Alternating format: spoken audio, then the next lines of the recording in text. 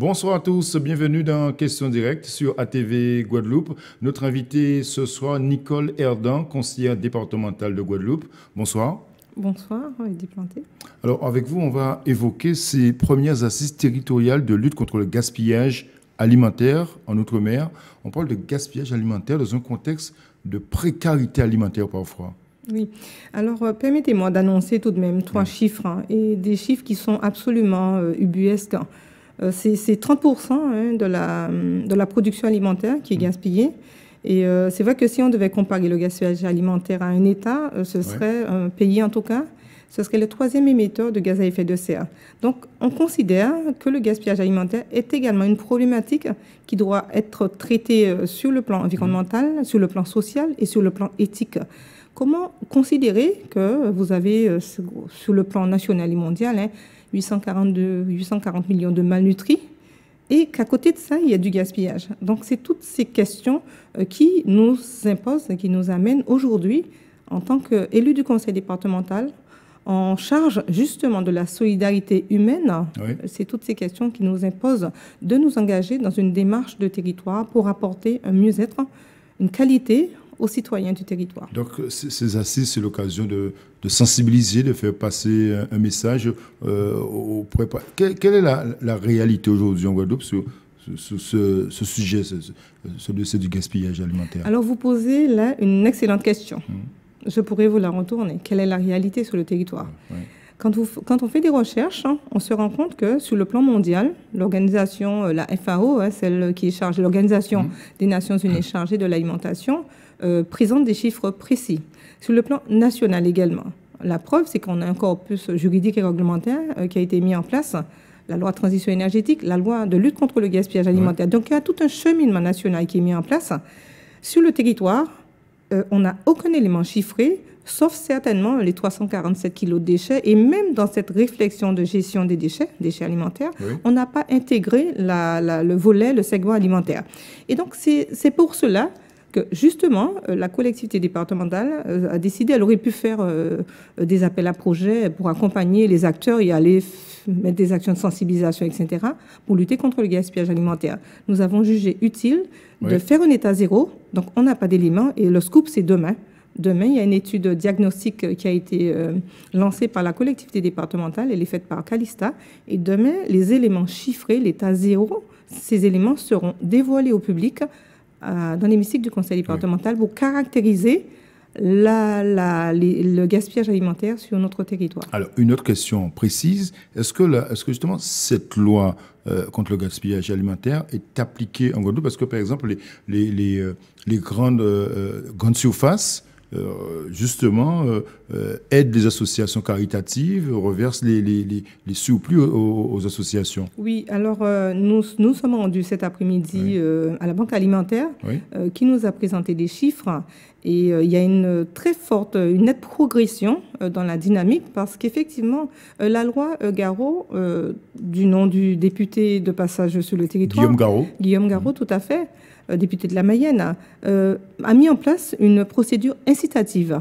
Et donc, ce qui amène les grandes et moyennes surfaces à partenarier avec les acteurs du territoire, et notamment la Banque alimentaire. Donc, il y a un processus gagnant-gagnant. Il est tout à fait...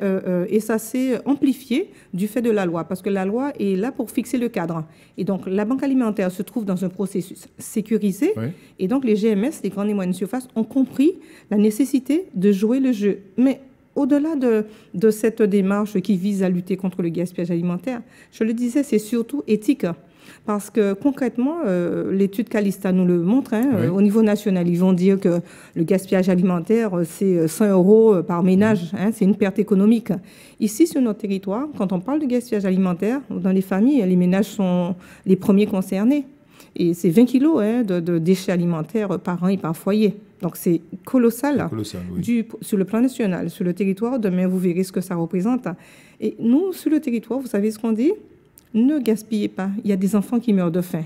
Donc c'est véritablement une très grosse sensibilité à la question. Et le conseil départemental a décidé justement de prendre à bras le corps cette problématique parce qu'il y a beaucoup d'initiatives sur le territoire. Il y a énormément d'engagement des acteurs associatifs, des acteurs économiques, de la production, de la distribution.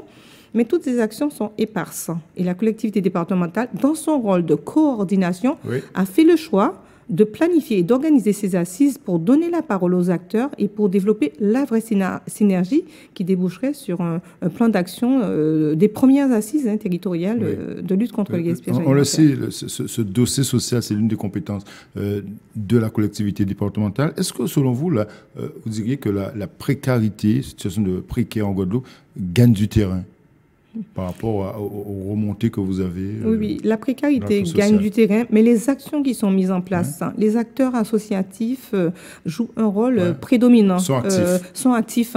Et là, je vais parler d'une deuxième loi, c'est la loi économie sociale et solidaire, qui donne du poids et qui donne toute légitimité aux acteurs associatifs pour intervenir. Elle date de 2014, elle est récente. Donc les choses se mettent en place petit à petit. On a véritablement une solidarité, mais je pense qu'elle est intrinsèque. Elle est formidable puisqu'ils ont compris qu'il fallait... on a ça, la solidarité, elle est en nous. Oui, vous travaillez, vous l'avez évoqué avec notamment la Banque alimentaire, vous êtes en relation. Il y a un travail colossal qui est fait justement à la Banque alimentaire en Guadeloupe. La Banque alimentaire fait un travail extraordinaire. Nous revenons d'une visite du hangar à Jarry.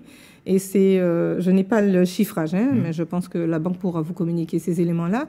Il y a, pour mémoire, en 2017, en novembre, plus de 57 000 kilos d'aliments qui ont été stockés et qui sont redistribués aux associations à l'endroit des plus démunis pour justement réduire les inégalités ou la précarité alimentaire. Mais au-delà de ce travail qui est fait par la Banque alimentaire, il y a un gros travail qui a été également fait. Donc dans le cadre de l'après-séisme. Donc, ils interviennent sur tous les fronts pour réduire cette insécurité alimentaire. Parfait. Alors, rendez-vous demain pour ces premières assises à Basse-Terre. Alors, rendez-vous demain pour connaître l'état du gaspillage alimentaire en Guadeloupe. Je vous invite...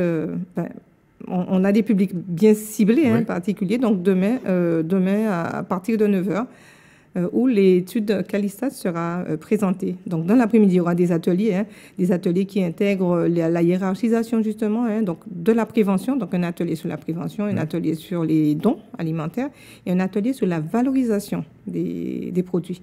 Parfait. Merci beaucoup, Nicole Herdan. Je rappelle que vous êtes conseillère départementale. Merci d'être venue pour évoquer ces premières assises territoriales de lutte contre le gaspillage alimentaire, notamment en Outre-mer et particulièrement en Guadeloupe. Merci encore. Merci de nous avoir suivis chez vous. Bonne soirée sur ATV Guadeloupe. Place au journal. À demain.